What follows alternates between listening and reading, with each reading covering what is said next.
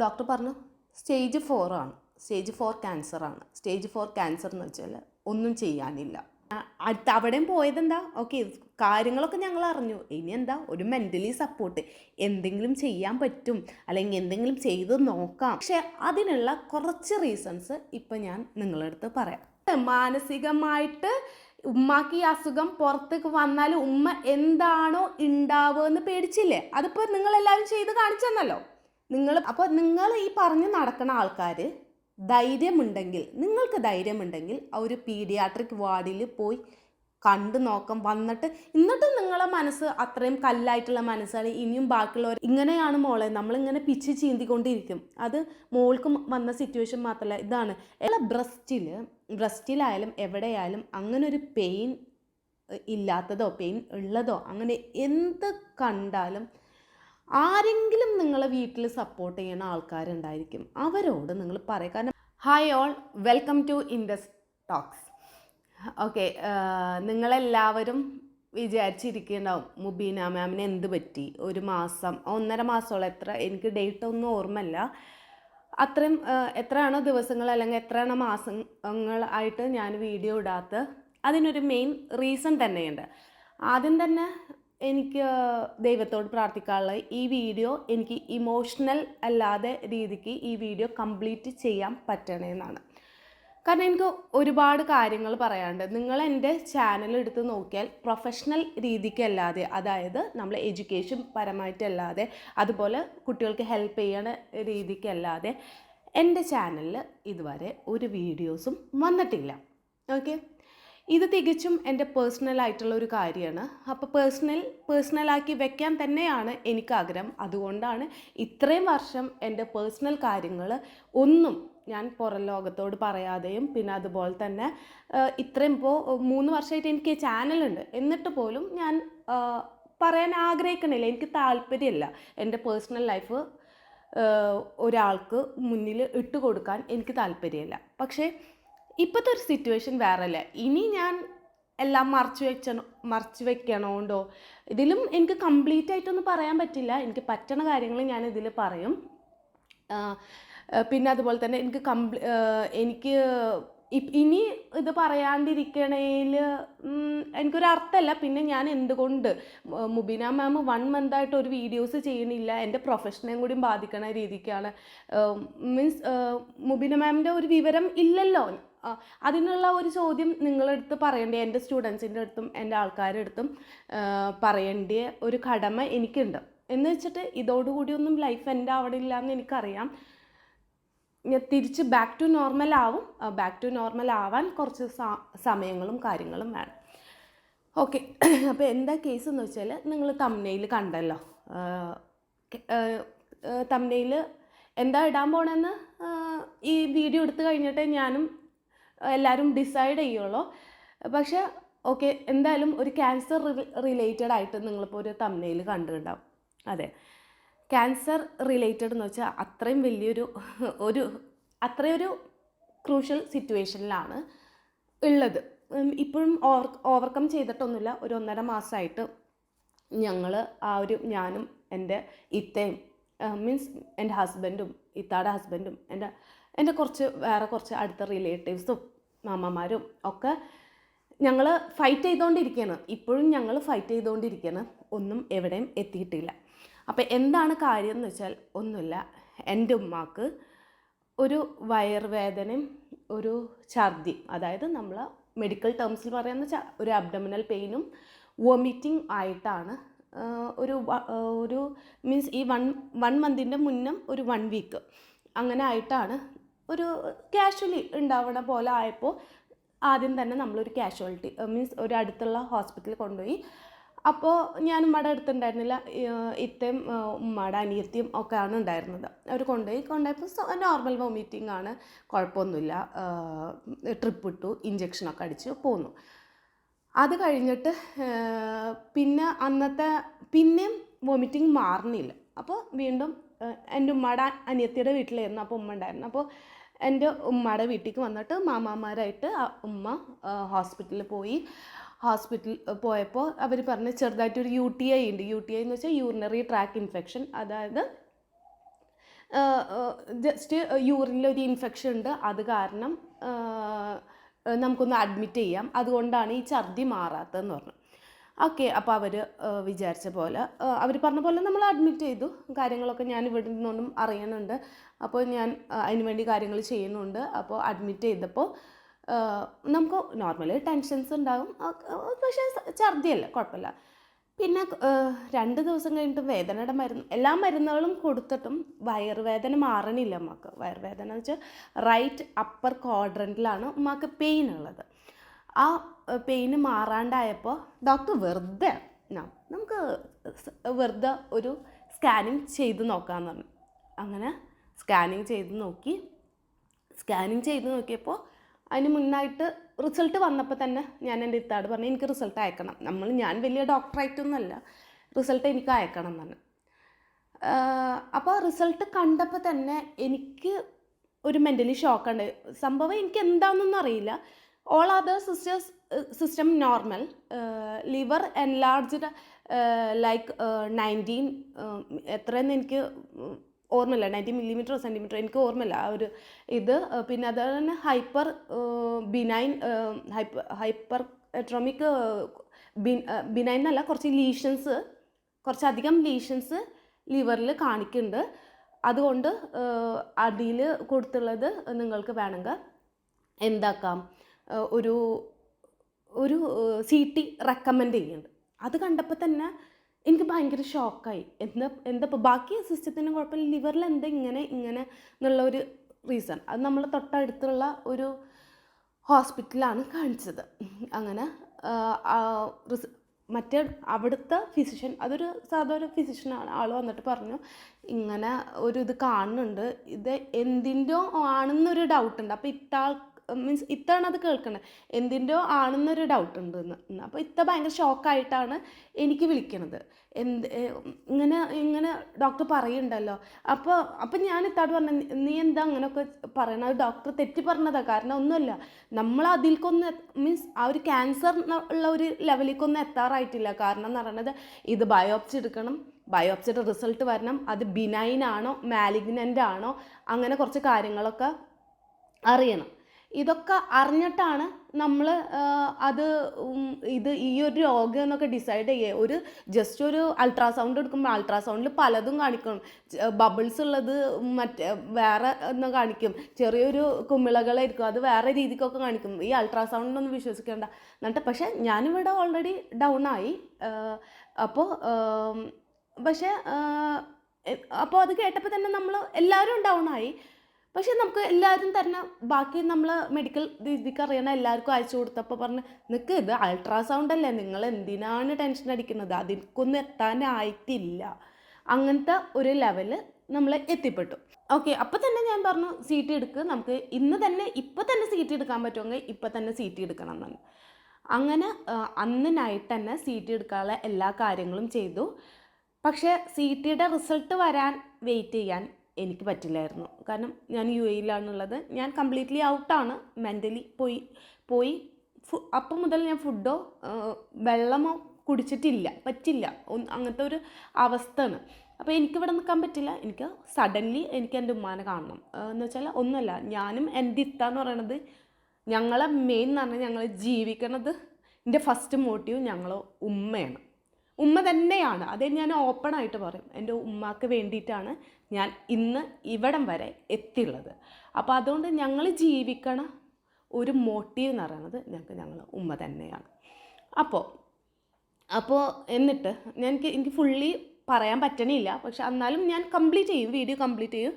ഇത് കുറച്ച് ലെങ്ത് ആവും, പക്ഷെ നിങ്ങൾ സമാധാനത്തിൽ ഇതിന് കേൾക്കണം. കാരണം ഇതിൽ കുറേ ഇതിന് റീസൺ ആയിട്ടുള്ള കുറേ ആൾക്കാരുണ്ട്. അത് മീൻസ് പേര് മെൻഷൻ ചെയ്തില്ലെങ്കിലും ഞാൻ കാര്യങ്ങൾ പറയും. പേര് മെൻഷൻ ചെയ്യാൻ പേടിയായിട്ടൊന്നുമല്ല, പക്ഷേ അത് വേണ്ടാന്ന് വെച്ചിട്ട് മാത്രമാണ്. പക്ഷേ ഞാൻ കാര്യങ്ങൾ ഫുള്ളി എന്ന് വെച്ചാൽ പറ്റുന്ന പോലെ പറയും. പക്ഷേ എനിക്കൊരു സ്പീഡ് കിട്ടുക, എനിക്ക് ആ വേർഡ്സ് മനസ്സിൽ നിന്ന് വരണില്ല. അതിൻ്റെ ഒരു ബുദ്ധിമുട്ടാണ് ഞാൻ ഈ കാണിച്ചുകൊണ്ടിരിക്കുന്നത്. അതെനിക്കറിയാം, ഞാൻ സാധാരണ വീഡിയോ എടുക്കണ അത്ര എഫക്റ്റീവ് ആവണില്ല എന്നറിയാം. പക്ഷേ എന്നെക്കൊണ്ട് പറയാൻ ഇങ്ങനെ പറ്റുള്ളൂ. അതുകൊണ്ടാണ് അങ്ങനെ CT എടുക്കാൻ എനിക്ക് ഇതില്ല. അപ്പോൾ ഞാൻ കുറേ നേരം കിടന്ന് കരഞ്ഞിട്ട് എന്നിട്ട് ഞാൻ എൻ്റെ മാമാർക്ക് വിളിച്ചു. കാരണം വിളിച്ചിട്ട് പറഞ്ഞു, മാമ നമുക്ക് ഇങ്ങനെ ഇരുന്നാൽ പറ്റില്ലല്ലോ, ഇനിയിപ്പോൾ എന്തെങ്കിലും ഉണ്ടെങ്കിൽ നമുക്ക് ട്രീറ്റ് ചെയ്യാം, അതിൻ്റെ ഉണ്ടല്ലോ, നമുക്ക് എന്ന് വെച്ചാൽ ആദ്യം അങ്ങനെ ഒന്നുമല്ല, വെറുതെ കിടന്ന് കരയെ അങ്ങനെ ഇങ്ങനെ ആയിരുന്നു ഞാൻ ചെയ്തിരുന്നത്. അപ്പോൾ പിന്നെ വെറുതെ കിടന്ന് കരഞ്ഞുകൊണ്ട് കാര്യമില്ലല്ലോ, ഉമ്മക്ക് എന്താണ് എന്ന് വെച്ചാൽ അറ്റ്ലീസ്റ്റ് ചിലപ്പോൾ ലിവർ സിറോസിസ് ആണെങ്കിലോ.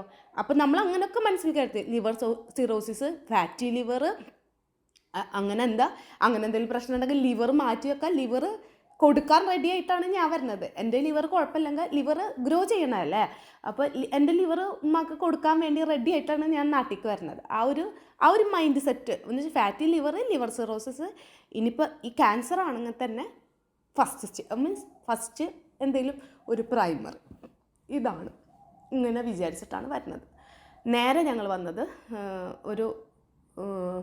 ഒരു ഫേമസ് ഹോസ്പിറ്റൽ പേരൊന്നും മെൻഷൻ ചെയ്യേണ്ട ആവശ്യമൊന്നുമില്ല. ഫസ്റ്റ് നമ്മൾ വയറ് റിലേറ്റഡ്, അപ്പോൾ ഗ്യാസ്ട്രോൻ്റെ ഏറ്റവും ടോപ്പ്, എറണാകുളത്തെ ഗ്യാസ്ട്രോൻ്റെ ഏറ്റവും ടോപ്പായിട്ടുള്ള ഒരു ഡോക്ടറാണ് കാണാൻ പറ്റുന്നത്. പക്ഷേ ആ ഡോക്ടർ കാണണമെന്നുണ്ടെങ്കിൽ വൈകുന്നേരം 6 മണിയാണ്. പക്ഷേ ഉമ്മാക്ക് നല്ല പെയിൻ ഉണ്ട്, ആ പെയിനോണ്ട് പറ്റില്ല, കാരണം നമുക്ക് കിട്ടിയ നമ്പർ അങ്ങനെയാണ്. അപ്പം അവിടുത്തെ കാഷ്വാലിറ്റി പോയിട്ടും ഡോക്ടറിൻ്റെ OP പോയിട്ടും ഒക്കെ ഞാനിങ്ങനെ പറഞ്ഞുകൊണ്ടിരിക്കും, ഞങ്ങൾക്ക് പെട്ടെന്ന് കാണണം. അതുവരെ CT റിസൾട്ട് ഇതുവരെ വന്നിട്ടില്ല കേട്ടോ. അപ്പോൾ പെട്ടെന്ന് കാണണം, ഒരു രക്ഷയില്ല, കാണാൻ പറ്റില്ല. നിങ്ങൾക്ക് അങ്ങനെ ബുദ്ധിമുട്ട് കാണാൻ പറ്റും, നിങ്ങളെ ടോക്കൺ ആകുമ്പോഴേ കാണാൻ പറ്റുള്ളൂ. അത്രയ്ക്ക് ബുദ്ധിമുട്ടുണ്ട് കാഷ്വാലിറ്റിയിൽ കയറിക്കോ, ഉമ്മക്ക് പെയിനുള്ള എന്തെങ്കിലും കൊടുക്കാമെന്നാണ്. അപ്പോൾ അങ്ങനെ കുറേ നേരം വെയിറ്റ് ചെയ്തിട്ട് ഉമ്മ വീക്കാവണം കണ്ടപ്പോൾ ഞങ്ങൾ ഇനി റിസ്ക് എടുക്കാൻ റെഡിയല്ല. ഞങ്ങൾ നേരെ കാഷ്വാലിറ്റിയിൽ ഉമ്മാനെ കൊണ്ടുപോയി. 2 പേര്, ഞാനും എൻ്റെ മാമയും ഇവിടെ നിന്ന് ഇത്താടെ ഹസ്ബൻഡും കൂടിയിട്ട് ഉമ്മയുടെ കാഷ്വാലിറ്റിയുടെ അവിടെ നിന്ന്. അപ്പോൾ ഞങ്ങൾ പറഞ്ഞു, ഞങ്ങൾക്ക് ഈ ഡോക്ടറെ തന്നെ കാണണം, കാഷ്വാലിറ്റി ഡോക്ടർ മാത്രം കണ്ടാൽ പോരാ, എന്തെങ്കിലും ഉണ്ടെങ്കിൽ ഞങ്ങൾ അപ്പോൾ കാഷ്വാലിറ്റിയിൽ നിന്ന് ഇതാക്കിയിട്ട് ഞങ്ങൾക്ക് ഈ ഡോക്ടറെ കാണണം എന്നാണ്. കാഷ്വാലിറ്റിയിൽ അവർ എന്തൊക്കെ ടെസ്റ്റുകളും കാര്യങ്ങളൊക്കെ ചെയ്തു, അവർക്ക് എന്തൊക്കെ അറിഞ്ഞിരിക്കും, അപ്പോഴൊന്നും നമുക്കറിയില്ല. അങ്ങനെ ഡോക്ടർ ഇങ്ങനെ ഞങ്ങൾ റിപ്പീറ്റേറ്റീവായിട്ട് പറഞ്ഞുകൊണ്ടിരിക്കുക, എനിക്ക് കാണണം എന്ന് പറഞ്ഞുകൊണ്ടിരിക്കുക. അപ്പോൾ ഒരു രക്ഷയില്ല, പറഞ്ഞിട്ട് കാര്യമില്ല, ഇതുപോലത്തെ അസുഖമായിട്ട് ആവില്ല, മീൻസ് ഗ്യാസ്ട്രോനെ കാണാൻ വരിക, എന്നാലും എന്തെങ്കിലുമൊക്കെ റിലേറ്റഡ് ആയിട്ട് പല ദൂരത്തുനിന്ന് വരുന്ന ആൾക്കാരാണ്, എല്ലാവരും ഒരുപോലെ തന്നെ അല്ല അവർക്ക്. അപ്പോൾ അവർ പറഞ്ഞു കുഴപ്പമില്ല, മീൻസ് കാണാൻ പറ്റുന്നല്ല. അവിടുന്ന് കുറച്ച് കഴിയുമ്പോഴത്തേനാണ് എനിക്ക് CT റിസൾട്ട് എൻ്റെ കയ്യിൽ കിട്ടുന്നത്. CT റിസൾട്ട് എൻ്റെ കയ്യിൽ കിട്ടി. നമുക്ക് കുറച്ച് ഞാൻ ഡോക്ടറല്ല, പക്ഷേ ഈ മെഡിക്കൽ കോഡിങ് പഠിച്ച കാരണം എനിക്ക് കുറച്ച് കാര്യങ്ങൾ അറിയാം. അപ്പോൾ CT റിസൾട്ട് കൈ കിട്ടിയപ്പോൾ എൻ്റെ ലെവലിൽ പോയി. അതിൽ കണ്ടു മാലിഗ്നൻറ്റ്. ഞാൻ ഓക്കെ, ഇത് ക്യാൻസർ ആണെങ്കിൽ ഓക്കെ, ക്യാൻസർ നമുക്കത് ട്രീറ്റ് ചെയ്ത് കാണാം, ബിനൈൻ ആവണേ എന്ന് പ്രാർത്ഥിച്ചിരിക്കുമ്പോൾ എനിക്ക് വന്നത് മാലിഗ്നൻറ്റ്. അതെന്താണെന്ന് നിങ്ങൾക്ക് പറഞ്ഞുതരാം. ബിനൈൻ എന്ന് വെച്ചാൽ നമുക്ക് അതിനുള്ള ഒരു അവയർനെസ് ഞാൻ തരാം. ഇപ്പം ഞാൻ ഈ ഒരു കാര്യങ്ങൾ പറയട്ടെ. മാലിഗ്നൻറ്റ് എന്ന് വെച്ചാൽ അത് സ്പ്രെഡിങ് ആയിട്ടുള്ള ക്യാൻസറാണ്. നമുക്കൊരു സൈറ്റിൽ ഉണ്ടെന്നുണ്ടെങ്കിൽ, നമ്മൾ ഒരു ഓർഗനിൽ ഉണ്ടെന്നുണ്ടെങ്കിൽ അടുത്ത ഓർഗനിൽ എഫക്റ്റ് ചെയ്യണ ഒരു സാധനമാണ് മാലിഗ്നൻ്റ് എന്ന് ഉദ്ദേശിക്കുന്നത്. ബിനൈൻ ആണെന്ന് വെച്ചാൽ അത് സ്പ്രെഡ് ചെയ്യില്ല, നമുക്ക് എന്തെങ്കിലുമൊക്കെ സർജറി ഒക്കെ ചെയ്തിട്ട് പെട്ടെന്ന് മാറ്റിയിട്ട് ആളെ പെട്ടെന്ന് തന്നെ നമുക്ക് തിരിച്ചു കൊണ്ടുവരാൻ പറ്റും. ഇതാണ് ബിനൈൻ. അപ്പം മാലിഗ്നൻറ്റ് കാർസിനോമ അത് കണ്ടപ്പോൾ തന്നെ എൻ്റെ കംപ്ലീറ്റ്ലി ഔട്ടായി. പിന്നെ നഴ്സിംഗ് സ്റ്റേഷനിൽ പോയിട്ട് ഞാൻ ഓളിയിട്ട് കരയുന്നു. എനിക്കെൻ്റെ മീൻസ് അവിടെ OP പോയിട്ട് ഓളിയിട്ട് കരയാണ്. എൻ്റെ ഉമ്മാനെ ഇപ്പോൾ കയറ്റണം, നിങ്ങൾ CTയുടെ റിസൾട്ട് കാണുന്നില്ലേ, നിങ്ങൾ CTയുടെ റിസൾട്ട് കാണുന്നില്ലേ, എനിക്കിപ്പോൾ കാണും. അപ്പോൾ അങ്ങനെ പെട്ടെന്ന് തന്നെ അവർ കാഷ്വാലിറ്റിയിൽ നിന്ന് അവർ എന്തൊക്കെ ടെസ്റ്റുകൾ ചെയ്തിരിക്കുന്നു വന്നിട്ട് എൻ്റെ ഉമ്മാനെ കയറ്റിയിട്ട് പറഞ്ഞ് ഓക്കെ ഇങ്ങനെയൊന്നല്ല. അപ്പോഴും ഞങ്ങൾക്ക് വ്യക്തത ഇല്ല കേട്ടോ. അപ്പോൾ ഓക്കെ ക്യാൻസറാണെന്ന് വ്യക്തതയായി, എന്താ സ്റ്റേജ് എന്താണെന്നൊന്നുമില്ല, ഇതിങ്ങനെയാണ്. അപ്പോൾ ആദ്യം നമുക്ക് ആൾക്ക് വേണ്ടിയിട്ട് ഉള്ള സിംറ്റംസൊക്കെ റെഡ്യൂസ് ചെയ്യുക.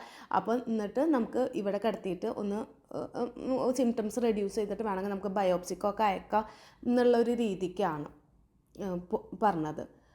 അപ്പോൾ തന്നെ ഷോക്കായി ഞങ്ങൾ എല്ലാവരും കയ്യിൽ നിന്ന് പോയി. പക്ഷേ അവിടുന്ന് ഞങ്ങൾ കയ്യിൽ നിന്ന് പോണത് അടുത്ത ഹോസ്പിറ്റലിൽ പോയിട്ട്.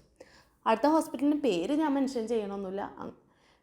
എന്ന് വെച്ചാൽ ഞങ്ങൾ ഫസ്റ്റ് പോയ ഹോസ്പിറ്റലിൽ നിന്ന് കുറച്ച് മര്യാദയിൽ തന്നെയാണ് പറഞ്ഞത്. പക്ഷേ അങ്ങനെ ആയിട്ടൊന്നല്ല, അപ്പോഴും ഞങ്ങൾക്ക് വ്യക്തത അറിയണില്ല.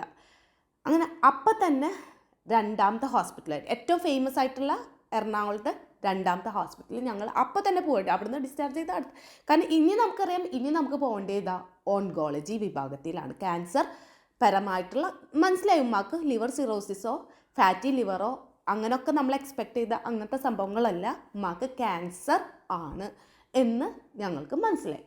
അപ്പോൾ ഞങ്ങൾ നേരെ എന്താ ചെയ്തത്, ഇനി അടുത്ത ഹോസ്പിറ്റലിലേക്ക് ഞങ്ങൾ കാണിക്കാൻ പോണ ഓൺകോളജി വിഭാഗം.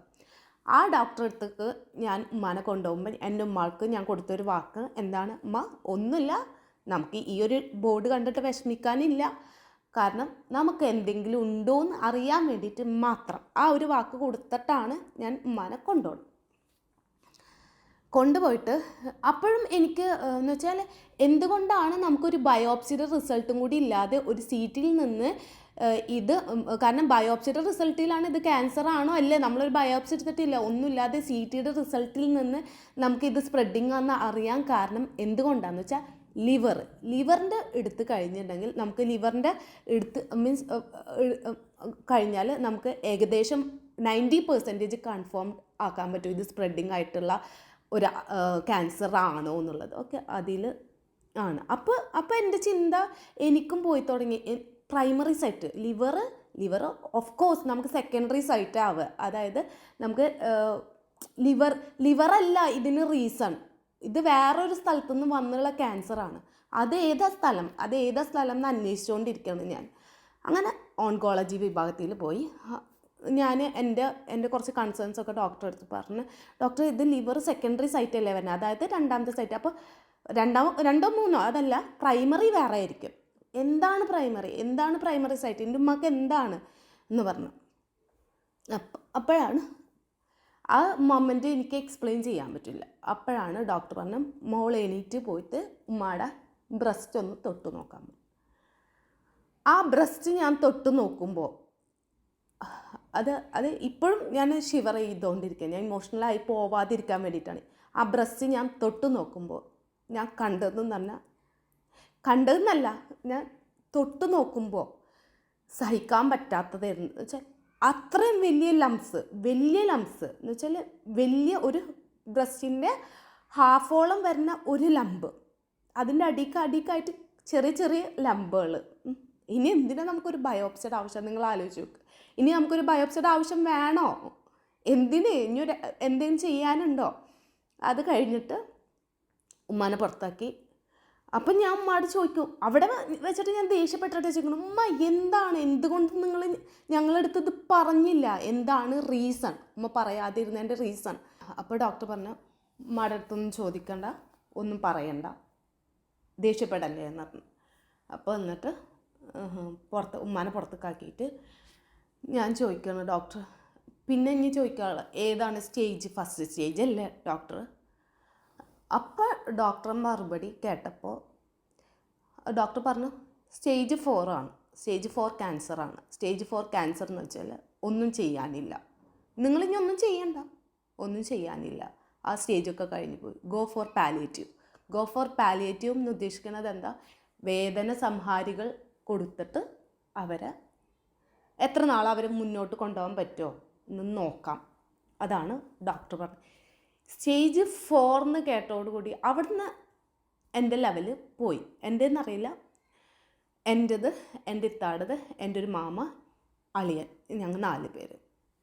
ഞങ്ങൾ 2 പെൺകുട്ടികളാണ്, അതായത് കുഴപ്പമില്ല. അതിൻ്റെ ഒപ്പം തന്നെ എൻ്റെ മാമയും എൻ്റെ അളിയനും പറഞ്ഞു അവിടെ വെച്ചിട്ട് കയ്യിൽ നിന്ന് പോയി. ഞങ്ങൾ ആ ഒരു ഹോസ്പിറ്റലിൽ ഞങ്ങൾ 4-6 അലറി കരയാണ്. അലറിയെന്ന് വെച്ചാൽ അത്രയും ഓളിയിട്ടിട്ട് ഒന്നും ചെയ്തു കൊടുക്കാൻ പറ്റില്ലല്ലോ. എൻ്റെ ഉമ്മാക്ക് എനിക്കൊന്നും ചെയ്യാൻ പറ്റില്ലല്ലോ. ഞാൻ എന്തിനി ജീവിക്കണം, ഞാൻ എന്തിനാണ് എൻ്റെ ഉമ്മാക്ക് വേണ്ടിയിട്ട് ഞാൻ ഇത്രയും ആയിട്ട് വന്നിട്ട് ഞാൻ ഇനി എന്തിനാണ് ജീവിക്കേണ്ടത്? ഇതന്നെയായിരുന്നു ഞാൻ എൻ്റെ മാമാരോട് ചോദിച്ചത്. ഞാൻ ഇനി എന്തിന് ജീവിക്കണം? ഞാനായാലും എൻ്റെ ഇത്തായാലും ഉമ്മ ഞങ്ങൾക്ക് വേണ്ടിയിട്ട് ഞങ്ങൾക്ക് വേണ്ടിയിട്ടാണ് ഇവിടം വരെ പൊരുതി വന്നത്. എന്നിട്ട് എൻ്റെ ഉമ്മാക്ക് ഒന്നും ചെയ്തു കൊടുക്കാൻ പറ്റാതെ എന്തിന് ജീവിക്കണം ഞങ്ങൾ?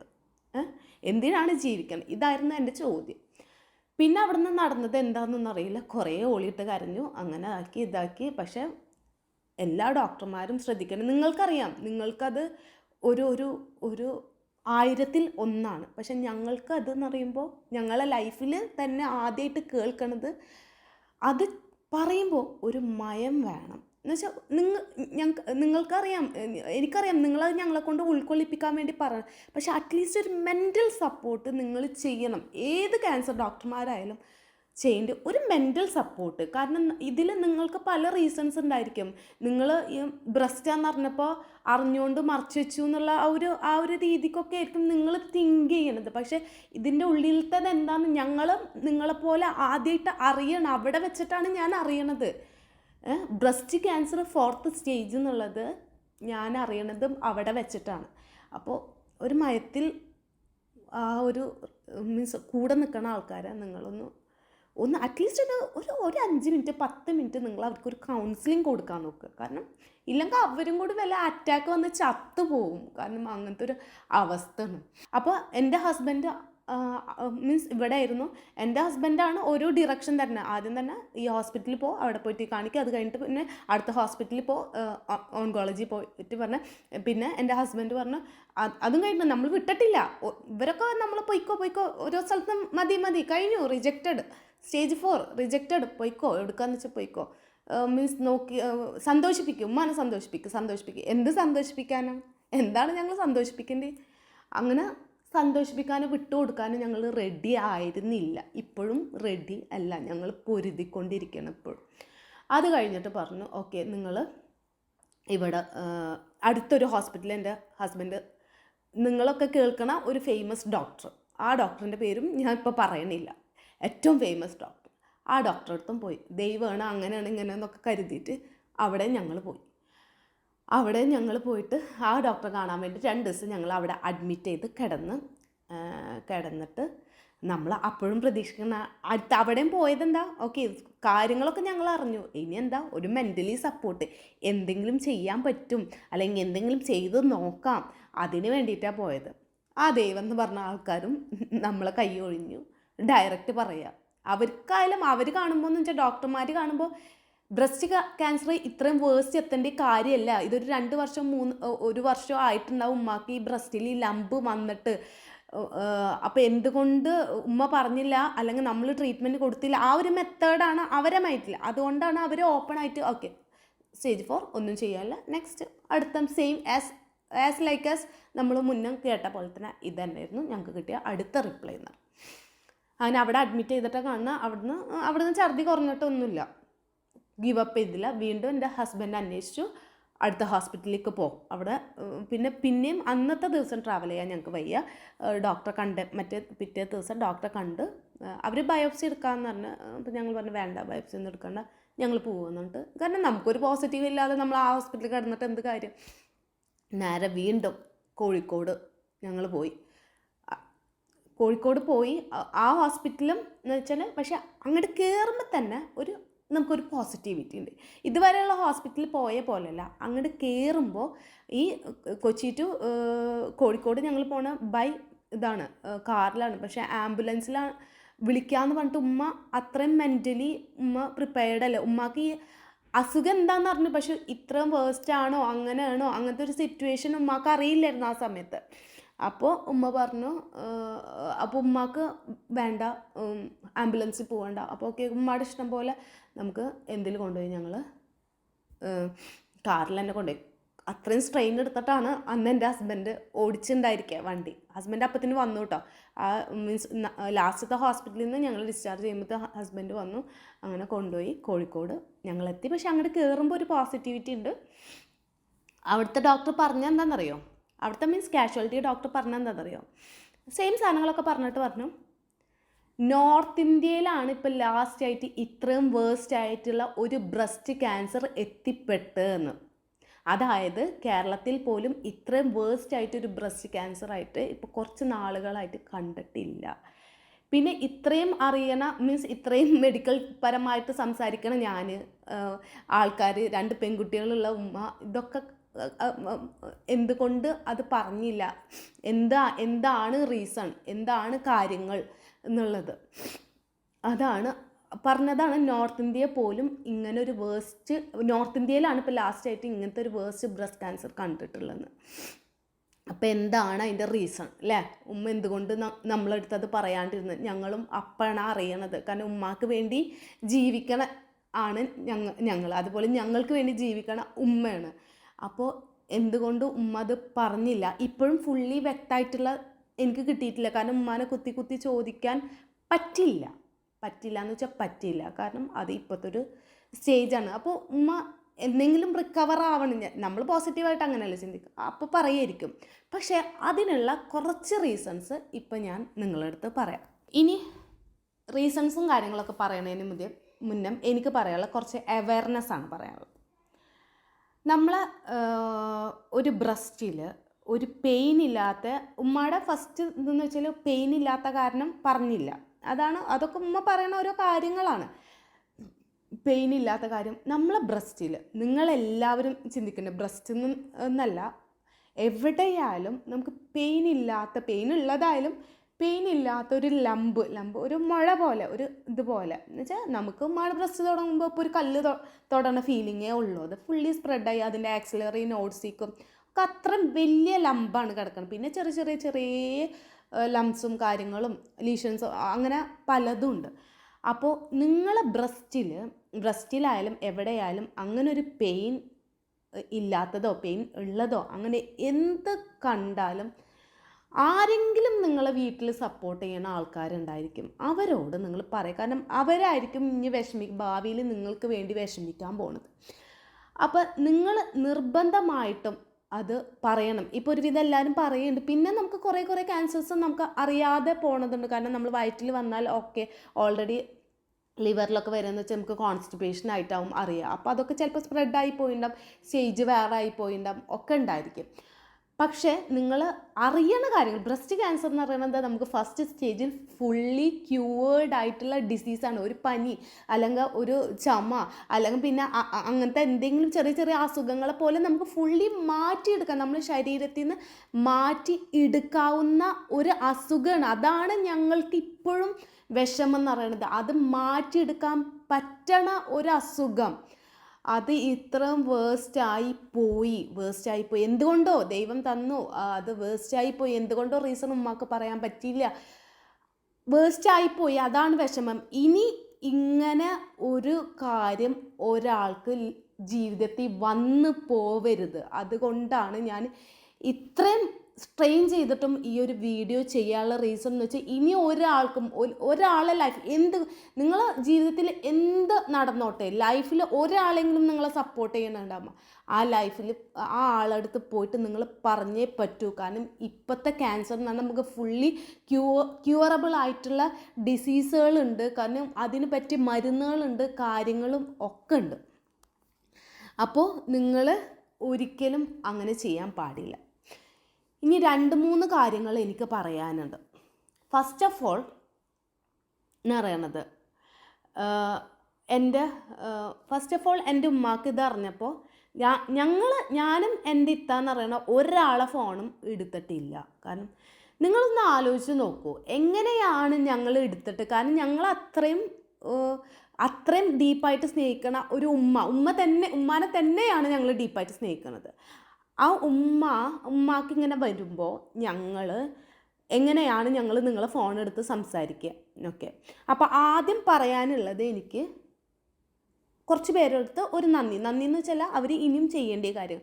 എൻ്റെ ഉമ്മാക്ക് ഇതറിഞ്ഞിട്ട് റിയലായിട്ട് കാരണം എൻ്റെ ഉമ്മ എന്ന് പറഞ്ഞാൽ എല്ലാവർക്കും പ്രിയപ്പെട്ടതാണ്. അതുകൊണ്ടാണ് ഞങ്ങൾക്ക് ഇത്രയും ആൾക്കാർ വിളിക്കണതും. കുറേ ആൾക്കാർക്ക് കാരണം ഉമ്മ എന്ന് പറഞ്ഞാൽ ബാക്കിയുള്ളവർക്ക് വേണ്ടി ലൈഫ് ത്യജിക്കണ ഒരാളുണ്ടല്ലോ, അതാണ് എൻ്റെ ഉമ്മ എന്ന് പറയുന്നത്. അത് തന്നെയാണ് ഉമ്മാനെ ഡിസ്ക്രൈബ് ചെയ്യാനുള്ള വേർഡ് എന്ന് പറയുന്നത്. അപ്പോൾ അതുകൊണ്ട് എൻ്റെ ഉമ്മ എന്ന് പറയുന്നത് പലർക്കും എനിക്കും എൻ്റെ വീട്ടുകാർക്കും ഉള്ളതുപോലെ തന്നെ നാട്ടുകാർക്കും ഉമ്മ എന്ന് പറയുന്നത് ജീവനാണ്. കാരണം ഉമ്മ അങ്ങനെയാണ് ഓരോരുത്തരോട് ഇടപെടുന്ന സാഹചര്യങ്ങൾ എന്ന് പറയാം. അപ്പോൾ ഉമ്മാക്ക് വേണ്ടി റിയലായിട്ട് വിഷമിച്ച് ഇപ്പോഴും പ്രാർത്ഥിച്ച് കൊണ്ടിരിക്കണ ആൾക്കാരുണ്ട്. അവരോട് പ്രത്യേകമായിട്ടുള്ള നന്ദി. നിങ്ങളെ റെസ്പെക്റ്റ് ചെയ്യുന്നുണ്ട്. ഇനി ബാക്കി പറയണത് കാര്യങ്ങൾ നിങ്ങൾ ഏറ്റെടുക്കണ്ട, നിങ്ങൾ കേൾക്കേ വേണ്ട. നിങ്ങൾ ഒരു ചെവി കൂടി കേൾക്കുക, ഒരു ചെവി കൂടി വിടുക. ഇത്ര ചെയ്താൽ മതി. കാരണം നിങ്ങളല്ല ഞാൻ പറയുന്നത് കേട്ടോ. റിയലായിട്ട് എൻ്റെ ഉമ്മാനെ സ്നേഹിക്കണ, എൻ്റെ ഉമ്മയുടെ അസുഖം അറിഞ്ഞ് പ്രാർത്ഥിച്ച് ഇപ്പോഴും പ്രാർത്ഥിച്ചുകൊണ്ടിരിക്കണ കുറച്ച് ആൾക്കാരുണ്ട്. അവരെ എല്ലാം ഞാൻ പറയണം, അവരോട് നന്ദി. നിങ്ങൾ പ്രാർത്ഥന മുന്നോട്ട് കൊണ്ടുപോവുക.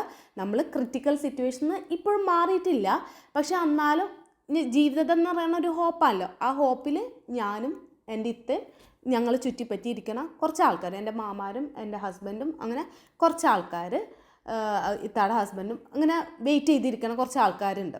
ഓക്കെ, ഞങ്ങൾ ആ ഒരു ഹോപ്പിലാണ് ഇപ്പോഴും പോയിക്കൊണ്ടിരിക്കുക. അപ്പം നിങ്ങൾ ചെയ്യേണ്ടി പ്രാർത്ഥിക്കുക. എൻ്റെ ഉമ്മാക്ക് വേണ്ടി ഇപ്പോഴും നിങ്ങൾ എന്താണോ ചെയ്തിരുന്നത് അത് പ്രാർത്ഥിക്കുക. നമുക്ക് തിരിച്ചു കൊണ്ടുവരാൻ പറ്റാവുന്ന രീതികൾ ഞങ്ങൾ എല്ലാം ചെയ്യും.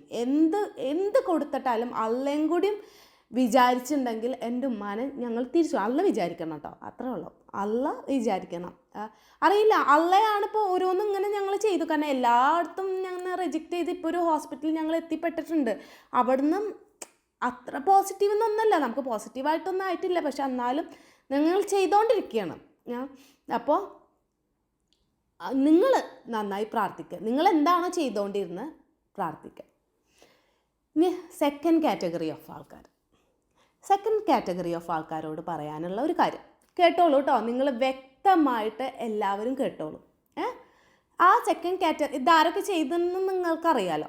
എൻ്റെ ഉമ്മാടത് അറിഞ്ഞു. അപ്പോൾ അപ്പുറത്തെ ആളോട് പോയിട്ട്, ഇതേ കണ്ടില്ലേ അവിടെ ഇങ്ങനെ നടക്കുന്നുണ്ട് കേട്ടോ, സൂറാക്ക് ഇങ്ങനെയാണ് കേട്ടോ. അപ്പോൾ അത് പോയിട്ട് അപ്പുറത്തെ ആളോട് പോയി പറഞ്ഞു. പക്ഷേ ഞങ്ങൾക്ക് അപ്പത്തെ ഒരു മാനസികാവസ്ഥ എന്ന് പറഞ്ഞാൽ ഇതൊന്നും കേൾക്കാനുള്ള ഒരു മാനസികാവസ്ഥ അല്ല. അങ്ങനെ പല ആൾക്കാരും ഒരാളോട് പോയി പറഞ്ഞു, അടുത്ത ആൾ പോയി, അങ്ങനെ ഞങ്ങളെ നാട് മൊത്തം ചർച്ച ചെയ്യണത് ഞങ്ങളൊരു വിഷയം ചർച്ച ചെയ്ത് എന്താണ് രസമല്ലേ കേൾക്കാൻ ഒരാളെ ലൈഫിൽ നടക്കുന്ന കാര്യങ്ങൾ. ഇനി ഞാൻ നിങ്ങളോടൊരു കാര്യം പറയട്ടെ.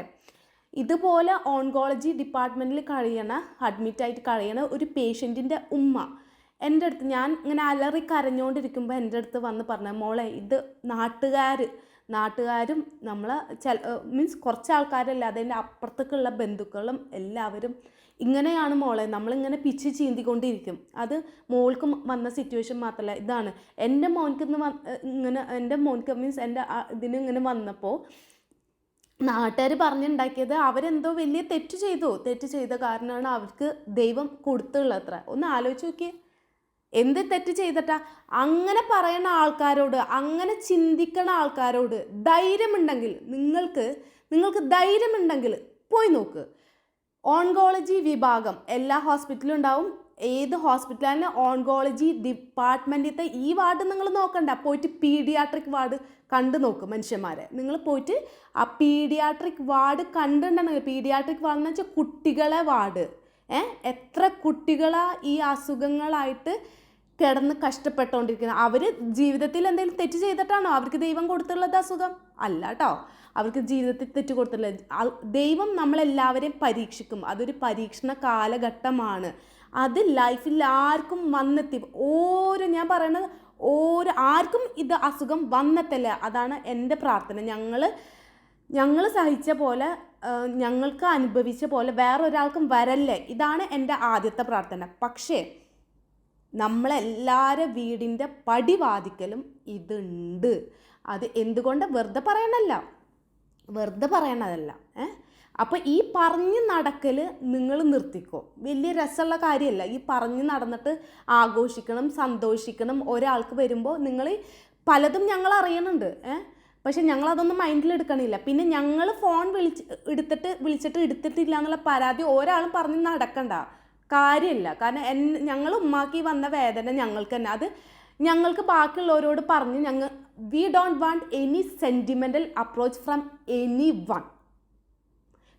Any one. ഞങ്ങൾക്ക് വേണ്ട അങ്ങനെ ഒരു സെൻറ്റിമെൻ്റൽ അപ്രോച്ച്, ഞങ്ങൾക്ക് വേണ്ട.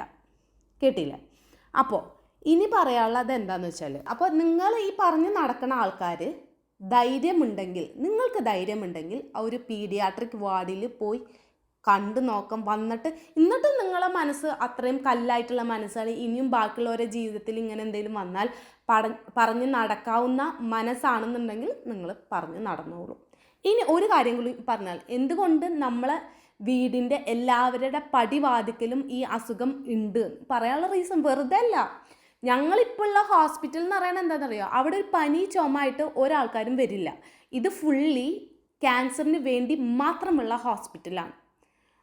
ഞങ്ങൾക്ക് പോസിറ്റീവായിട്ടാണ്. എനിക്ക് അവിടെ നിൽക്കുന്ന ഓരോ മൊമെൻറ്റും എന്ന് വെച്ചാൽ വേഴ്സ്റ്റ് സിറ്റുവേഷൻസ് ഉണ്ട്, ഒക്കെ ഇങ്ങനെ കടന്നു പോയിക്കൊണ്ടിരിക്കുക. ഞങ്ങൾ ഈ ലൈഫിൽ കാണാൻ പറ്റാത്തതൊക്കെ ഇപ്പോഴും കണ്ടുകൊണ്ടിരിക്കുക. പക്ഷേ അവിടെ ഒരാളെ മുഖത്ത് പോലും ചിരിയില്ല. അതെന്തുകൊണ്ടാണെന്ന് വെച്ചാൽ അവിടെ ഒരു പനിയോ ചുമയോ വല്ല വയറുവേദനയോ ഛർദിയോ മാത്രമായിട്ട് വരുന്നല്ല. ഒന്നുമില്ല ഈ അസുഖം ഉണ്ട് എന്ന് അറിഞ്ഞിട്ട് ട്രീറ്റ് ചെയ്യണത്, അല്ലെങ്കിൽ സ്റ്റേജ് 4 ഉള്ള ആൾക്കാർ, അല്ലെങ്കിൽ ഇത് ബയോപ്സി ചെയ്തിട്ട് അതിൻ്റെ റിസൾട്ട് വരാൻ വെയിറ്റ് ചെയ്യുന്ന ആൾക്കാർ, ഇത്രയാണ്. അവിടെ എത്ര ജനങ്ങളുണ്ടെന്ന് ഞാൻ പറഞ്ഞിട്ടെ. അവിടെ ഒരു 5, 6, 7, 8 എത്ര എന്ന് എനിക്ക് കറക്റ്റ് ഓർമ്മയില്ല, ഫേമസ് ഡോക്ടേഴ്സ് ഉണ്ട്.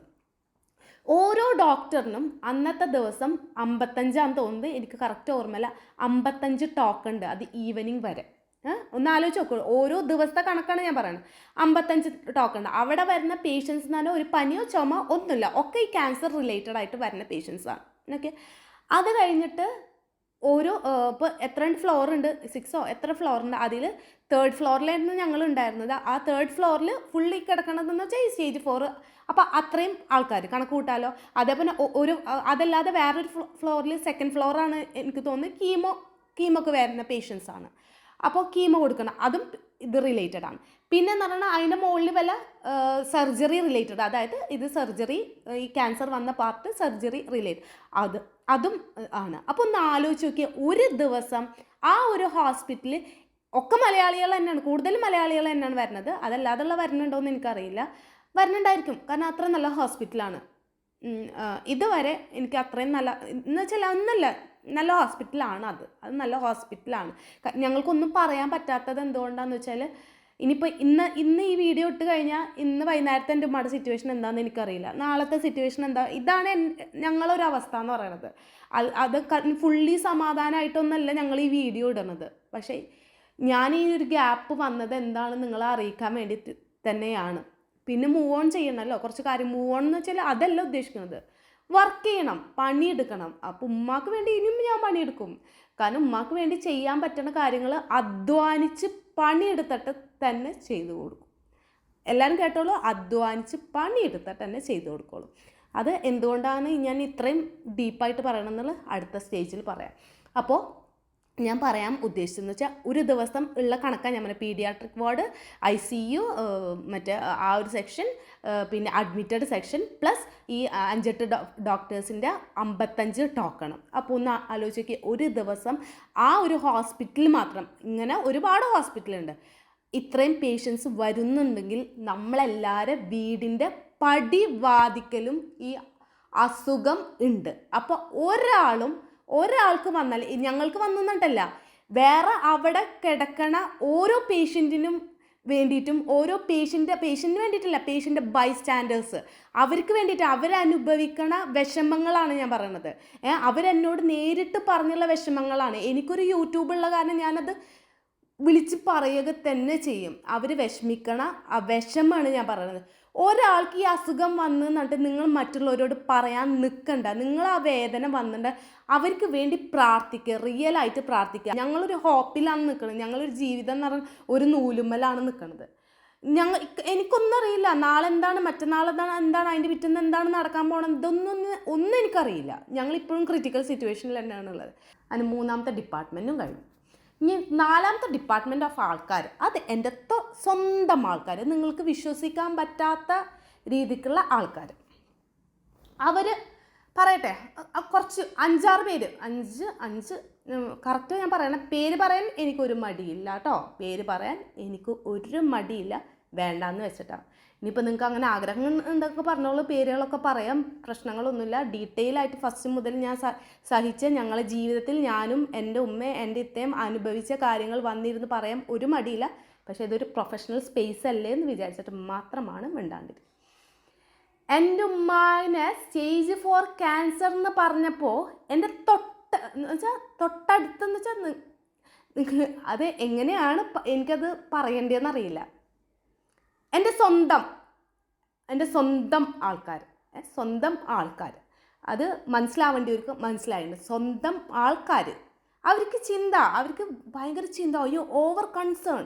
എൻ്റെ വിളിച്ചിട്ട് അവർ ഓവർ കൺസേൺ എന്താണെന്ന് പറയും, കുറേ കാശാവില്ലേ മക്കളെ, ഞങ്ങൾ ഉമ്മാനെ കാശ് കൊടുത്ത് നോക്കിക്കൊണ്ടോ, നിങ്ങൾക്ക് എന്താണ് ഇത്ര പ്രശ്നം, ഞങ്ങൾ കഷ്ടപ്പെട്ട് കാശ് ഇതാക്കിയിട്ടും ഞങ്ങൾ നോക്കിയെടുക്കോടോ, നിങ്ങൾ തന്നെയല്ലേ ഈ ഒരു സ്റ്റേജിൽ ഞങ്ങൾ ഉമ്മാനെ എത്തിച്ച്, എൻ്റെ ഉമ്മ എന്തുകൊണ്ട് ഇത് ഓപ്പണായിട്ട് പറഞ്ഞില്ല എന്നില്ലേ. അപ്പോൾ ഓക്കെ, ഫസ്റ്റ് റീസൺ ഓവറായിട്ട് ഞങ്ങൾ കൺസേൺ കൊണ്ട് തന്നെ ഉമ്മയുടെ 2 മക്കൾ കഷ്ടപ്പെടണ്ട എന്ന് വിചാരിച്ചിട്ട് ഉമ്മ പറയാതിരുന്നത്. രണ്ടാമത്തെ റീസൺ മാനസികമായിട്ടുള്ള സമ്മർദ്ദം, പ്രഷറ്, മാനസികമായിട്ട് ഉമ്മാക്ക് ഈ അസുഖം പുറത്തേക്ക് വന്നാൽ ഉമ്മ എന്താണോ ഉണ്ടാവുക എന്ന് പേടിച്ചില്ലേ. അതിപ്പോൾ നിങ്ങളെല്ലാവരും ചെയ്ത് കാണിച്ചെന്നല്ലോ, കുറച്ച് ആൾക്കാർ നിങ്ങൾ കാണിച്ചു തന്നു എൻ്റെ ഉമ്മാക്ക് എന്താണ്. അപ്പോൾ എൻ്റെ ഉമ്മ അത് മുൻകൂട്ടി കണ്ടു. അതുകൊണ്ടാണ് എൻ്റെ ഉമ്മ, അത് ഒരു റീസൺ കേട്ടോ, ഒരു റീസണേ ഉള്ളൂ, എൻ്റെ ഉമ്മാക്ക് ഈ അസുഖം വന്നിട്ട് പുറത്ത് പറയാണ്ടിരിക്കാനുള്ള ഒരു റീസൺ നിങ്ങൾ തന്നെയാണ്. അപ്പം എൻ്റെ ലൈഫിൽ കൺമുന്നിൽ നിങ്ങളാരും ഇനി വരണ്ട. പിന്നെ അതുപോലെ തന്നെ എന്ന് വെച്ചാൽ നിങ്ങൾ ചെയ്യേണ്ടതെന്ന് വെച്ചാൽ നന്നായി പ്രാർത്ഥിച്ചോളൂ. എൻ്റെ ഉമ്മ രക്ഷപ്പെടാൻ നിങ്ങൾ നന്നായി പ്രാർത്ഥിച്ചോളൂ കേട്ടോ, നന്നായി പ്രാർത്ഥിച്ചോളൂ എൻ്റെ ഉമ്മ രക്ഷപ്പെടാൻ. കാരണം അത് ഞങ്ങൾക്കാട്ടും കൂടുതൽ ഇനി വേണ്ടിയത് നിങ്ങൾക്ക് തന്നെയാണ്. നിങ്ങൾ ചിന്തിക്കേണ്ടാവും, അയ്യോ എങ്ങനെയാണ് ഞങ്ങൾ ഇതിൽ ഇൻവോൾവ് ആയിട്ടുള്ളതെന്ന് ചിന്തിക്കണ്ട. ഫസ്റ്റ് മുതലുള്ള കാര്യങ്ങൾ ഞാൻ പറഞ്ഞു തുടങ്ങിയാൽ എങ്ങനെയാണെന്നുള്ള ഫുള്ളി റീസൺ ഇതിൽ വരും. അപ്പോൾ ചിന്തിക്കണ്ട. നിങ്ങൾ പേര് പറയാത്തതും പേടിച്ചിട്ടല്ല, വേണ്ടാന്ന് വെച്ചിട്ടാണ് കേട്ടോ. അപ്പോൾ നിങ്ങൾ ഇൻ്റർമീഡിയറ്റ് ആയല്ലോ, നിങ്ങളൊരു പോയ്സൺ കുത്തിവെച്ചിരുന്നല്ലോ, ഒരാൾക്ക് ഇങ്ങനെ പോയ്സൺ ഇഞ്ചെക്ട് ചെയ്ത് സഹിക്കണില്ല ഞങ്ങൾ. കാരണം കുറച്ച് കാലങ്ങളായിട്ട് ഞങ്ങളുടെ ലൈഫ് നല്ല രീതിക്കായിരുന്നു. കുറേ പ്രശ്നങ്ങൾ ഞങ്ങളുടെ ലൈഫിൽ ഉണ്ടായിരുന്നു. അത് കഴിഞ്ഞിട്ടൊരു 2 ഇയർ ആയിട്ട് ഞാൻ ഏൺ ചെയ്ത് തുടങ്ങിയപ്പോൾ ഞങ്ങളുടെ ലൈഫിൽ കുറച്ച് പ്രശ്നങ്ങൾ, അതിന് റീസൺ ആയിട്ടുള്ള ആളും കുറച്ച് ആൾക്കാരും അതൊക്കെ മാറി ആളൊക്കെ സെറ്റ് ചെയ്ത് എല്ലാം ഞാൻ സെറ്റ് ചെയ്ത് ഞങ്ങൾ ലൈഫ് സന്തോഷമായിട്ടിരുന്ന. അപ്പോൾ ഈ വക ആൾക്കാർക്കുണ്ടല്ലോ, അവർക്ക് പറ്റില്ല. അപ്പോൾ അവർക്ക് പറ്റില്ല, അവർ ഇഞ്ചെക്ട് ചെയ്ത് ലാസ്റ്റ് ഇതുവരെ ഞങ്ങൾ ഊഹങ്ങൾ മാത്രമായിരുന്നു അതുണ്ടായിരുന്നത്. പക്ഷെ എൻ്റെ ഉമ്മാക്ക് സ്റ്റേജ് 4 ക്യാൻസർ ആണെന്നാണ്ട് അറിഞ്ഞപ്പോൾ ഇട്ടിട്ട് ഓടിയില്ല എല്ലാവരും, ഇട്ടിട്ട് ഓടി. പിന്നെ അതുപോലെ തന്നെ നിങ്ങളെ കൊണ്ട് ചെയ്യാൻ പറ്റണ എല്ലാ നുണകളും സ്പ്രെഡ് ചെയ്ത് വെക്കണ്ടല്ലോ. ഈ നുണകൾക്കൊന്നും വാലിഡിറ്റി ഇല്ല കേട്ടോ. ഈ നുണകൾക്ക് ഒരു അൺഎഡ്യൂക്കേറ്റഡ് വിവരം ഇല്ലാത്ത പീപ്പിൾ, അതന്നെയാണ് വിദ്യാഭ്യാസം ഇല്ലാത്ത, വിവരം ഇല്ലാത്തത് കൊണ്ടാണ് അവരങ്ങനെയൊക്കെ ചിന്തിക്കുന്നത്. വെൽത്തിനോടുള്ള ചിന്ത. ഒരാൾ സ്റ്റേജ് 4 ക്യാൻസറിൽ കിടക്കുമ്പോൾ നിങ്ങൾക്ക് വെൽത്ത്, അതാണ് നിങ്ങളെ ചിന്ത അല്ലേ. ചിന്തിച്ച് വെച്ചിട്ട് നിങ്ങൾ ഫസ്റ്റ് മുതൽ അതിനായിരുന്നു നിങ്ങൾ ചെയ്തുകൊണ്ടിരുന്നതെന്ന് ഞങ്ങൾക്കറിയാം. പക്ഷെ അതൊന്നും ഞങ്ങൾക്കറിയാഞ്ഞിട്ട് ബിഹേവ് ചെയ്തിരുന്ന, നല്ല രീതിക്ക് നിങ്ങളോട് ബിഹേവ് ചെയ്തിരുന്നതല്ല. അത് ബിഹേവ് ചെയ്തിരുന്നു വെച്ചാൽ ഞങ്ങൾക്ക് ആകെയുള്ള ഒരാൾക്കാർ, അവരായിട്ട് ഞങ്ങൾക്ക് നല്ല രീതിക്ക് പോകണം. അതുകൊണ്ട് മാത്രമാണ് ഞങ്ങൾ ഈ മിണ്ടാതിരുന്നിരുന്നതും നല്ല നിലക്ക് നിങ്ങളായിട്ട് ബിഹേവ് ചെയ്യുന്നത്. പക്ഷെ നിങ്ങളെ റിയാലിറ്റി പുറത്ത് കൊടുക്കുന്നല്ലോ. ഇനിയിപ്പോൾ ഞങ്ങൾ അറിയേണ്ട ആവശ്യമില്ല, ലോകം അറിഞ്ഞല്ലോ നിങ്ങളെ സ്വഭാവം. ലോകം അറിഞ്ഞു, എല്ലാവരും അറിഞ്ഞു, എല്ലാ ആൾക്കാരും നിങ്ങളെ എക്സ്പോസ് ചെയ്തു. നിങ്ങളെ തന്നെ എക്സ്പോസ് ചെയ്തു. നിങ്ങൾ ആരാന്നുള്ളത് നിങ്ങളെ തന്നെ എക്സ്പോസ് ചെയ്തു. ഓക്കെ, അള്ള എൻ്റെ ഉമ്മാക്ക് അസുഖം കൊടുത്തിട്ടുണ്ടാവുക നിങ്ങളെ ജനത്തിൻ്റെ മുന്നിൽ തിരിച്ചറിയാൻ വേണ്ടിയിട്ടായിരിക്കും.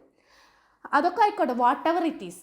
അപ്പോൾ ഇത്രയാണ് നിങ്ങൾക്ക് വേണ്ടി ഞാൻ പറയണുള്ളൂ. അപ്പോൾ ഇത് ഇത്രയല്ല, ഇതിനപ്പുറം ഉണ്ട്.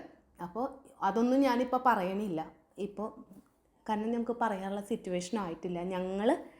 ഞങ്ങൾ അങ്ങനത്തെ ഒരു സിറ്റുവേഷനിലാണ്. ഞങ്ങൾ ഉമ്മ ജീവനോടെ വരട്ടെ, അതിന് നിങ്ങൾ നന്നായി പ്രാർത്ഥിച്ചോളൂ കേട്ടോ. ഇപ്പോൾ സന്തോഷത്തോടു കൂടി വളരെ ഹാപ്പി ആയിട്ട് ഇരിക്കുന്നുണ്ട്. പിന്നെ അതുപോലെ തന്നെ ആൾക്കാരുടെ മുന്നിൽ കുറേ അഭിനയങ്ങൾ നിങ്ങൾ നടത്തിക്കൊണ്ടിരിക്കുന്നുണ്ട്. പക്ഷേ എന്ത് അഭിനയം, എന്ത് നുണയും സ്പ്രെഡ് ചെയ്തിട്ട് ഒരു കാര്യമില്ല. നിങ്ങളെ ഞങ്ങൾ വിട്ടു തന്നിരിക്കണത് അള്ളാഹ്ക്ക് വിട്ടുകൊടുത്തിരിക്കണം. ഞങ്ങൾ വിട്ടുകൊടുത്തിരിക്കണം, അള്ളാഹ്ക്ക് വേണ്ടി വിട്ടുകൊടുത്തിരിക്കണം കേട്ടോ. ഞങ്ങളൊന്നും ചെയ്യണില്ല, ഞങ്ങളൊന്നും ചെയ്യോ, ഒന്നും പറയോ, ഒന്നും ചെയ്യണില്ല. ജീവിതം ഇന്ന് കഴിയില്ല, ജീവിതം ഇന്ന് കഴിയില്ല, നാളെ കഴിയില്ല, മറ്റന്നാൾ കഴിയില്ല. ജീവിതം എല്ലാവർക്കും ഉള്ളതാണ്. സ്റ്റേജ് 4 ക്യാൻസർ എന്ന് പറഞ്ഞപ്പോൾ ഇട്ടിട്ട് പോയും ഫോൺ സ്വിച്ച് ഓഫ് ആക്കി പോയും ആൾക്കാർ കേട്ടോ. What ever it is, stage 4 cancer എന്ന് പറഞ്ഞപ്പോൾ ഫോൺ സ്വിച്ച് ഓഫ് ചെയ്ത് പോയി ഇട്ടിട്ട് പോയും എൻ്റെ ഉമ്മയുടെ തൊട്ടടുത്ത് ഇരുന്നിട്ട് പ്രീ പ്ലാൻ വാട്സപ്പിലൂടെ പ്രീ പ്ലാൻ ചെയ്ത ആൾക്കാർ. വിശ്വാസമല്ല നമ്മൾ പറയണു എൻ്റെ ഉമ്മക്ക് സ്റ്റേജ് 4 ബ്രസ്റ്റ് ക്യാൻസർ എന്ന് പറഞ്ഞാൽ വിശ്വാസമല്ല, നമ്മൾ നുണ പറയത്ര. അപ്പോൾ അതറിയാതെ പല നഴ്സിംഗ് സ്റ്റേഷനിലും പോയിട്ട് അതിൻ്റെ ഫോട്ടോ ഒക്കെ എടുത്തിട്ട് ഈ ഇഞ്ചെക്ട് ചെയ്യുന്ന ആൾക്കാർക്കൊക്കെ അയച്ചു കൊടുത്തിട്ട് ഭയങ്കര ചാറ്റിങ്ങും കാര്യങ്ങളും എൻ്റെ ഉമ്മയുടെ തൊട്ടടുത്ത് ഇരുന്നിട്ട് ചെയ്യുന്ന ആൾക്കാർ. അത്ര മാനസിക ഇതുണ്ടല്ലോ. 4 ദിവസം ഞാനും എൻ്റെ താത്തയും എൻ്റെ അളിയനും എൻ്റെ ഒരു മാമൻ അപ്പം ഉണ്ടായിരുന്നത്. ഞങ്ങൾ 4 പേര് 4 ദിവസം ഭക്ഷണം വെള്ളം ഇല്ലാതെ അലറി കരഞ്ഞ് ഹോസ്പിറ്റലിൽ അലറി കരയുമ്പോൾ നിങ്ങൾ വന്ന് കുറേ ഷോക്ക് കാണിച്ച് കുറച്ച് കാര്യങ്ങളൊക്കെ ചെയ്ത് കുറച്ച് ഷോക്ക് കാണിച്ചല്ലോ, കുറച്ച് കരച്ചിന് ഷോക്ക് കാണിച്ച് അത് കഴിഞ്ഞിട്ട് പിന്നെ പോണത് ക്യാൻറ്റീനത്തെ ഫുഡ് സുഖമല്ല, ബ്രെഡ് ഓംപ്ലേറ്റിൽ പച്ചമുളക് കുറവാണ്, എന്നിട്ട് തല്ലൂടാനും അവിടെ എവിടെയും പോണ നിങ്ങൾക്ക് സിക്കാണ് എന്നൊക്കെ കാണിക്കുന്ന ഒരു മെൻറ്റാലിറ്റി ഉണ്ടല്ലോ. അതും മതിയടോ നിങ്ങളെല്ലാവരും തിരിച്ചറിയാൻ. മനസ്സിലായോ? നിങ്ങളെല്ലാവരും തിരിച്ചറിയാൻ അത് മാത്രം മതി ഞങ്ങൾക്ക് കേട്ടോ. ഇതിൽ കൂടുതൽ ഒന്നും വേണ്ട, ഒരു പ്രൂഫും വേണ്ട ഞങ്ങൾക്ക്. അപ്പം ഞങ്ങളിപ്പോൾ ഒന്നും ചെയ്യണില്ല, ഞങ്ങളൊന്നും ചെയ്യില്ല, വെല്ലുവിളിക്കണത് ഒന്നുമില്ല. നിങ്ങൾക്ക് ഞങ്ങൾ ഇട്ട് കൊടുത്തുള്ളത് അള്ളാനെയാണ്.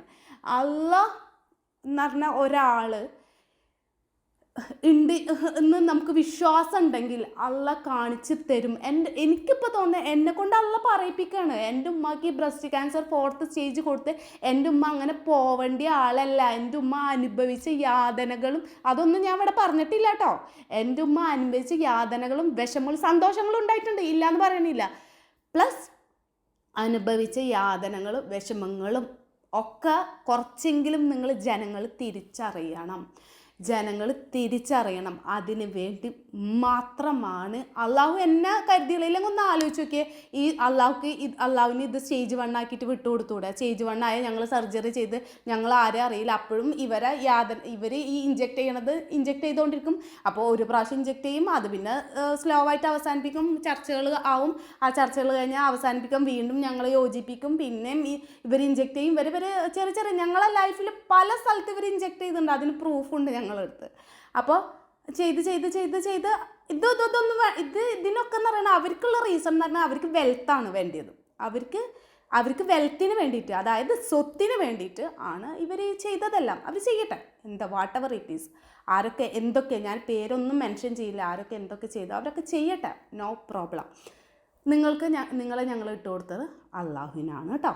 അള്ളാഹുവിന് മാത്രം ഇട്ട് കൊടുക്കണം, വേറെ ഒന്നിക്കും ഞങ്ങൾ ഇപ്പോൾ പോകുന്നില്ല. എനിക്കറിയാം ഈ വീഡിയോ ലെങ്ത് ആയിന്ന്. പിന്നെ ഇനി എൻ്റെ ഫ്രണ്ട്സൊക്കെ ആദ്യമായിട്ട് മീൻസ് പെട്ടെന്ന് അറിയുന്ന ആൾക്കാരുണ്ടാവും, അറിയാത്ത ആൾക്കാർ.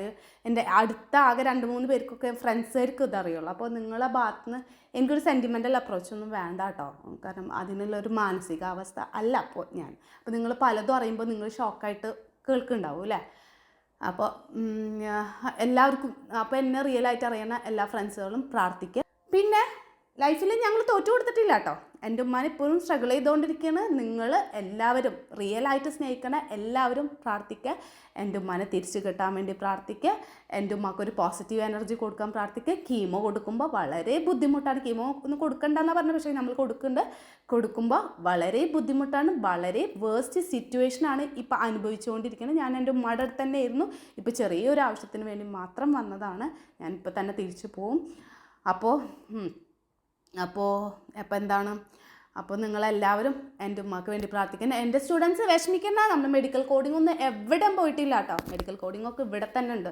നമ്മൾ അടുത്ത ബാച്ച് എന്നാണോ അത് തുടങ്ങും, അതൊക്കെ ഞാൻ ഡീറ്റെയിൽ ആയിട്ട് പറയാം. നമ്മൾ CPMയുടെ ക്ലാസ്സും സ്റ്റാർട്ട് ചെയ്യാൻ പോവാണ് കേട്ടോ. CPMയുടെ ക്ലാസ് ഞാൻ അടുത്ത വീഡിയോ ആയിട്ട് എല്ലാം വരും. അപ്പോൾ നിങ്ങളെല്ലാവരും നന്നായി പ്രാർത്ഥിക്കുക എൻ്റെ ഉമ്മക്ക് വേണ്ടിയിട്ട്.